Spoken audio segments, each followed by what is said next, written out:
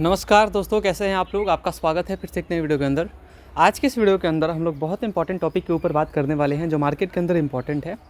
And कल के session के अंदर हमने ये क्लियर किया था कि अगर मार्केट 90% तक गिर जाए यहाँ से, तो एक लॉन्ग टर्म इन्वेस्टर को क्या करना चाहिए।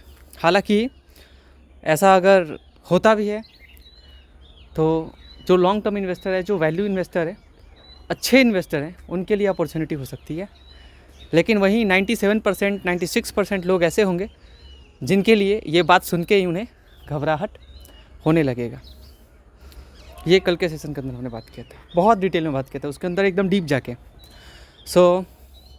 आज का वीडियो उससे थोड़ा अलग है, बट आज की इस वीडियो के अंदर हम लोग जानेंगे कि जितने सारे स्टॉक्स हैं मार्केट के अंदर, तो कौन कितने डिस्काउंट पे चल रहा है। क्योंकि मार्केट के अंदर अभी कोई बात नहीं कर रहा है कि कौन स्टॉक जो है वो कितने डिस्काउंट पे चल रहा है। मतलब अपने ऑल टाइम हाई से देखेंगे आप तो ऑलमोस्ट कितना डिस्काउंट और किसमें पोटेंशियल ज़्यादा दिख रहा है।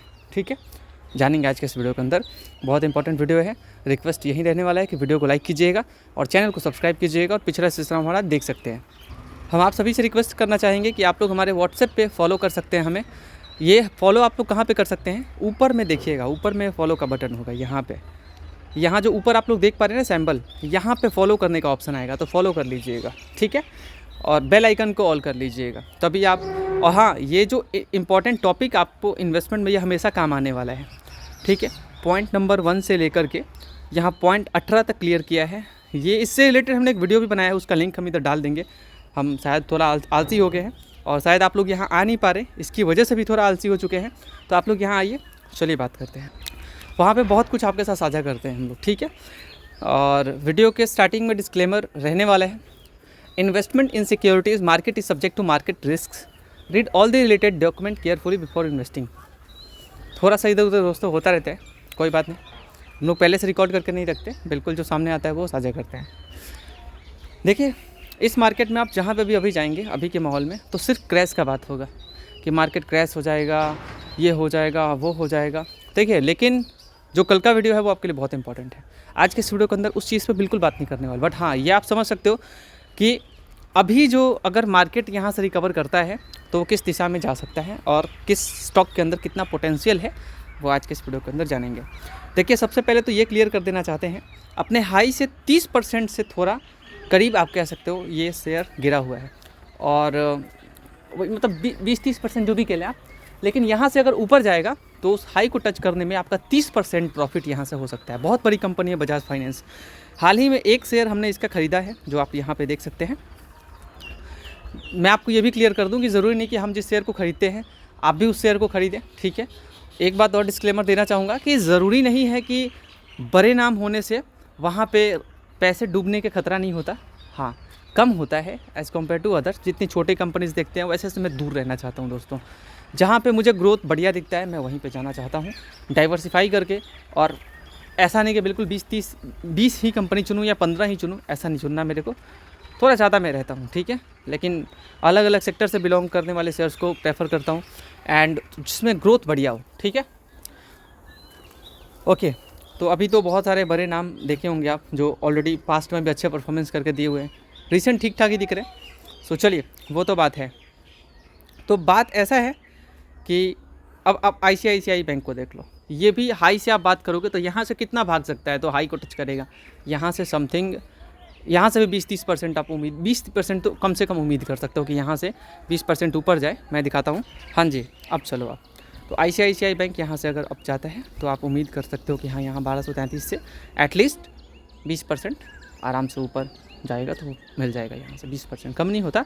जहाँ आपका पोर्टफोलियो जो है वो अभी दबाव में होगा और वहाँ से एटलीस्ट, समझ रहे हैं आप। और ऐसा नहीं है कि ICICI बैंक ने पैसा कमा के नहीं दिया इन्वेस्टर्स को, पैसा कमा के अच्छा दिया है। बिल्कुल हाल ही में शेयर खरीदा है इसका, हमने बिल्कुल हाल ही में ख़रीदा है। हालांकि एक शेयर और है जो अपने अप साइड से अभी जो है वो यहाँ से अगर रिकवर करता है 30% तक आपको अप साइड दिख सकता है। उसका नाम है HDFC बैंक, जो 756 का रेंज है। 756 के रेंज से अगर ये अपने हाई को टच कर ले, सिर्फ हाई को टच कर लेना, तो 756 का मैं दिखाता हूँ आपको। 756 का परसेंट 30 करते हैं, ये हो जाएगा 226। तो यहाँ आप 982, यानी कि 30% किया था ना हमने, तो 30% आराम से अपसाइड आपको देखने को मिल सकता है, ठीक है। ये अगर सिर्फ अपने हाई की तरफ जाता है तो ये बात है, ठीक है। तो 30% यहाँ से, जो कि आपका पोर्टफोलियो पता नहीं कितना प्रॉफिट होगा वो मुझे पता नहीं है, और लॉन्ग टर्म में तो देगा ही देगा, ऐसा नहीं कि बिल्कुल रिकवरी में मैं बोल रहा हूँ आपको, ठीक है। और DLF को ही आप देख लो, इसमें ग्रोथ पोटेंशियल ज़्यादा है। मतलब आप मुझसे बात करोगे तो रियल एस्टेट से बिलोंग करने वाली बहुत बड़ी कंपनी है DLF, लोधा, गोदरेज प्रॉपर्टीज़, बहुत सारे नाम हैं, ठीक है। कुछ सरकारी में आते हैं, बहुत सारे हैं नाम।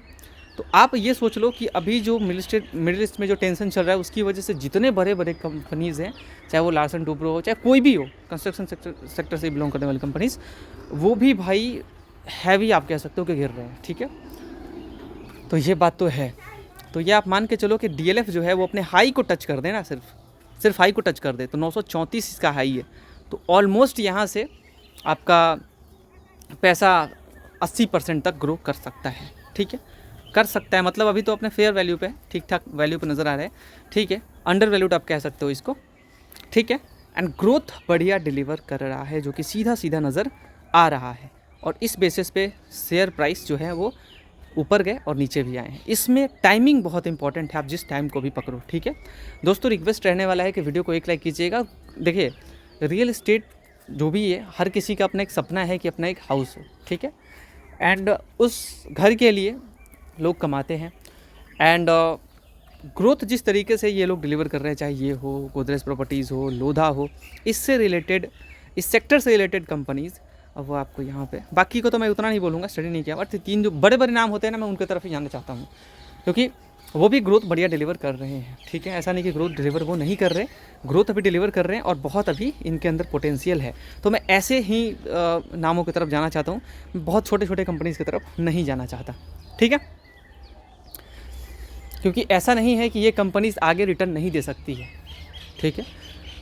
तो ध्यान रखना कि ऐसे बहुत सारे कंपनीज़ हैं जो आगे भी रिटर्न देने में कैपेबल है, चाहे वो यहाँ पर मैक्स हेल्थ केयर हो, चाहे इटर्नल हो, चाहे डिक्सॉन हो, चाहे HL हो, चाहे साइड तो थोड़ा वेट करना होगा, वेट एंड वॉच, सिप्ला, चाहे इंडियन होटल हो, बहुत सारी ऐसी कंपनीज़ है भाइयों जो अभी आप देखो, ITC को देखो कितना क्रैश हुआ है। अगर यहाँ से अप जाता है ITC तो यहाँ से भी आपको बढ़िया पैसा कमा के दे सकता है।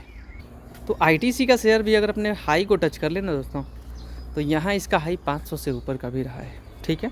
और मैंने हाल ही में इस शेयर को हमने ख़रीदा था, मैंने मेरा 11% यहाँ पे लॉस भी है, क्योंकि ये 1 महीने में जो मार्केट गिरा है, तो आप कह सकते हो कि हाँ 1 महीने में नहीं, थोड़ा पहले ही ख़रीद लिया था हमने, ये आप कह सकते हो।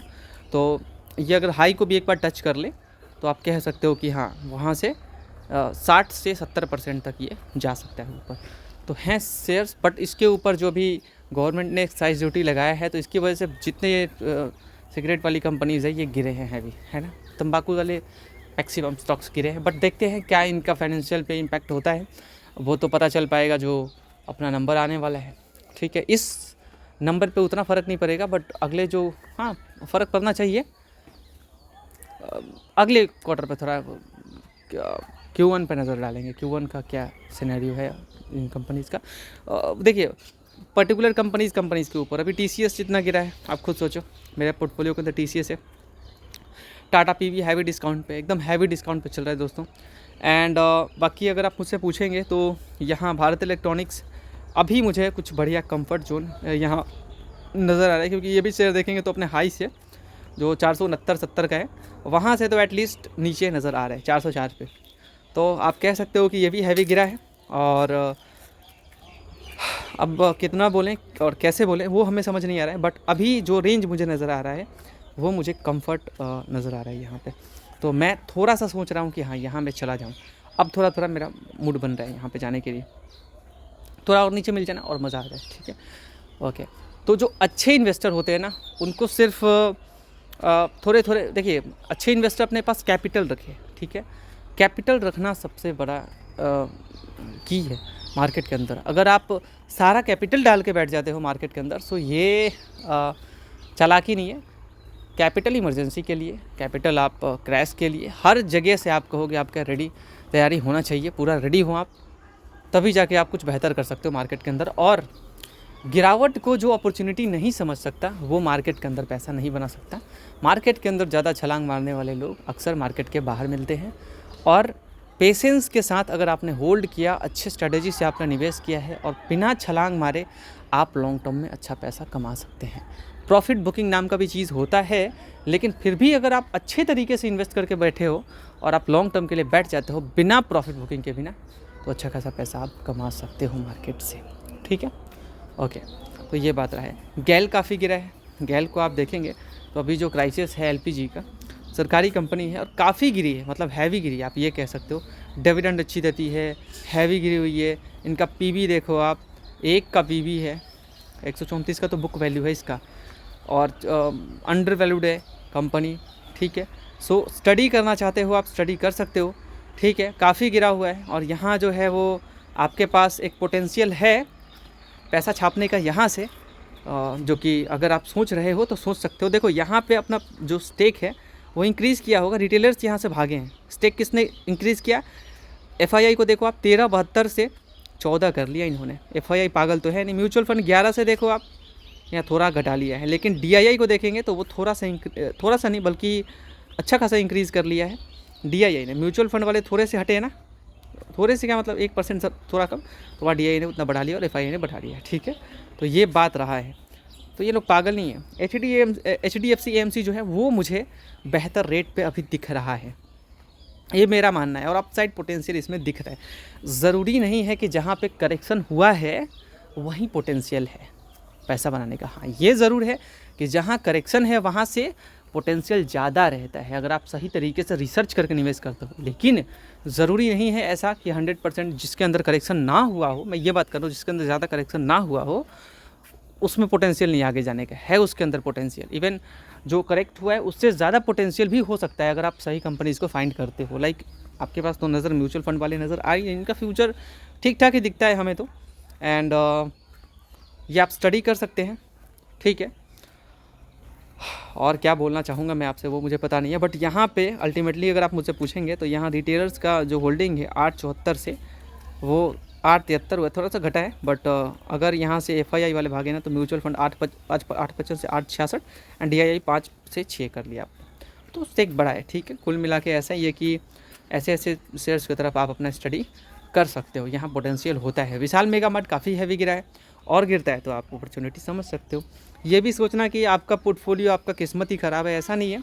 एचडीएफसी बड़े बड़े जो यहाँ पे लोग हैं वो यहाँ पे स्टेक रखे हैं 2-2.5% से ऊपर का, और हाई प्राइस पे भी रखे हैं। ठीक है, हाई से इनका भी काफ़ी मेजर लॉस हुआ है, आप ये कह सकते हो। 152 पे था, वहाँ 140 पे था, वहाँ से तो गिर के ये काफ़ी नीचे आया था। अभी तो 100 का लेवल भी तोड़ा था, ये 99 पे आप देख सकते हो आया था। ठीक है, तो ज़रूरी नहीं कि अभी नहीं आ सकता। देखिए अभी मैंने इससे पहले एक वीडियो बनाया था, वीडियो क्या बनाया था हमने उसको थोड़ा क्लियर कर लेते हैं। ठीक है, एनबीसीसी हैवी गिरा है, आप देख सकते हो। एसबीआई अब थोड़ा और गिरावट पे मिल जाए तो मैं सोच लेता हूँ थोड़ा सा एसबीआई की तरफ। ठीक है, बट भाई किसी भी सेक्टर के ऊपर हैवी इन्वेस्ट नहीं करने का, मैं सीधा मानता हूँ। अगर हैवी इन्वेस्ट बिल्कुल नहीं, 10% कैपिटल मैक्स होता है, और वो भी किसी एक पर्टिकुलर स्टॉक पे, तो चाहे वो मैं किसी एक सेक्टर से ही बिलोंग क्यों ना करने वाला शेयर चुनूँ कि केवल एक ही, मैं 5% से ज़्यादा कैपिटल नहीं डाल सकता वहाँ पे। ठीक है, ओके। सो यहाँ पे आप देख सकते हैं कि ग्रासिम भी अच्छे रेट पे मिलता है। एनबीसीसी काफ़ी हैवी गिरा हुआ है, एनबीसीसी सरकारी कंपनी है, एंड ये आप पढ़ सकते हो। ठीक है, ये 1960 में स्टैब्लिश्ड हुआ था, और कंस्ट्रक्शन कंपनी आप कह सकते हो, गवर्नमेंट काम है ये। ठीक है, एंड बहुत सारी जगहों पे इनका काम है। ठीक है, तो स्टडी आप कर सकते हो, कंपनी पैसा कमा के देने में सक्षम है सरकारी, और यहाँ से ज़रूर आप कह सकते हो कि पैसा कमा के देने में सक्षम है। ठीक है, तो हैवी गिरा हुआ है। ठीक है, बट मुझे टीवीएस अगर गिरावट पे मिल जाए तो मैं थोड़ा सोच लेता हूँ टीवीएस की तरफ कि क्या किया जाए टीवीएस के साथ। ठीक है, टीवीएस तो ठीक ठाक गिरावट हो रहा है। ठीक है, पैसा कमा के पास में भी दिया है, भी अच्छा दिख रहा है। तो मेरा ये मानना है दोस्तों, मैं क्या बोलने वाला था कि इस गिरावट पे आप लोग थोड़ा थोड़ा खरीदारी कर सकते हैं, और इमरजेंसी के लिए कैपिटल रखें, क्रैश के लिए कैपिटल रखें। एटलीस्ट 10 to 20% अपना कैपिटल जो है वो क्रैश के लिए आप रखें। एंड यहाँ से मार्केट भागता भी है ना, तो अच्छा, मैं बात कर रहा था मार्केट के रिकवरी के ऊपर। ठीक है, ठीक है, मैं कहीं पे स्क्रिप्ट लिख के नहीं रखता ना, इसीलिए बोलते बोलते कहीं से कहीं मैं चला जाता हूँ। ठीक है, तो बात ऐसा है कि अब आप TCS को ही देखो, मार्केट के अंदर 9 तारीख को ये रिज़ल्ट आने वाले हैं, 9 अप्रैल को। बात ऐसा है, जैसा रिज़ल्ट इनका आता है, जैसा कमेंट्री होता है, उसके ऊपर मार्केट रिएक्ट करने वाला है टोटली। क्योंकि IT सेक्टर के ऊपर आप सेक्टर वाइज देखेंगे ना, तो एक दिक्कत आ जाता है। आप देखेंगे जो टेंशन मिडिल ईस्ट में चल रहा है, उसकी वजह से ऑयल को लेकर के, क्रूड को लेकर के, इसकी वजह से जितने ऑटो सेक्टर से बिलोंग करने वाली कंपनीज, इवन सारी जगह पे गिरावट, पर वहाँ पे आप काफ़ी हैवी गिरावट देखे होंगे, जिसके अंदर गिरावट नहीं देखने को मिल रहा था, तो वहाँ पे भी गिरावट है अभी। वैसे ही आप देखेंगे IT के अंदर, तो IT के अंदर भी एक ज़बरदस्त गिरावट है, जो कि यहाँ पे आप क्लियरली देख सकते हैं। एंड तो IT के अंदर रिकवरी को लेकर के आप उम्मीद ये कर सकते हो कि अगर जो है कि इनके नंबर्स अच्छे आते हैं, तो डेफिनेटली मार्केट एक पॉजिटिव रिएक्ट करेगा। लेकिन हाँ, अगर स्ट्रेट ऑफ हॉर्मोज जो है, इसका प्रॉब्लम जल्दी सॉल्व हो जाए, तो ये और भी ज़्यादा बेहतर होगा। ये जो वॉर है ये रुक जाए, तो ये अल्टीमेटली बहुत अच्छा होगा, अपने इकोनॉमी के लिए बहुत अच्छा होगा, ठीक है।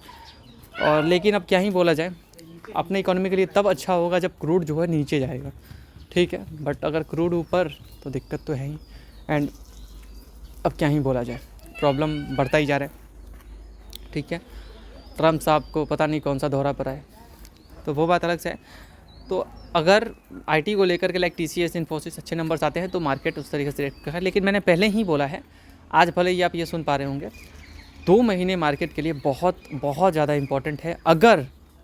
अगर अप्रैल, जो कि अप्रैल अब समझ रहे हो आप, एंटर हम लोग करने वाले हैं, अप्रैल से मई तक में अगर मार्केट रिकवर नहीं करता है, तो आप मान के चलना कि मार्केट के अंदर हैवी, मैं ऐसा कुछ बिल्कुल प्रिडिक्ट नहीं कर रहा, क्योंकि मैं कोई एनालिस्ट ऐसा नहीं हूँ कि मैं फ्यूचर को प्रिडिक्ट कर सकूँ, ठीक, और ना ही कोई मैं एक आम इन्फ्लुएंसर हूँ, ठीक है। तो आप ये कह सकते हो कि मार्केट के लिए जो 2 महीने हैं, अप्रैल और मई, ये बहुत ज़्यादा इंपॉर्टेंट रहने वाला है मार्केट के लिए। क्योंकि इस टाइम पे आप देखेंगे तो इस टाइम फ्रेम से, जिस टाइम फ्रेम से मार्केट गिरता है, वहाँ से शार्प रिकवर तो करता है, लेकिन जिस तरीके से मार्केट काफ़ी दिनों से गिरा हुआ है, अभी तक रिकवरी तो दिखने को नहीं मिला है। अगर क्वार्टर 4 के जो नंबर्स आने वाले हैं, अगर मार्केट को अच्छा लगा, तो मार्केट ज़रूर सेलिब्रेट कर सकता है। लेकिन ये जियोपॉलिटिकल टेंशन है, कहीं से भी इंडिया में सही नहीं दिख रहा भाई।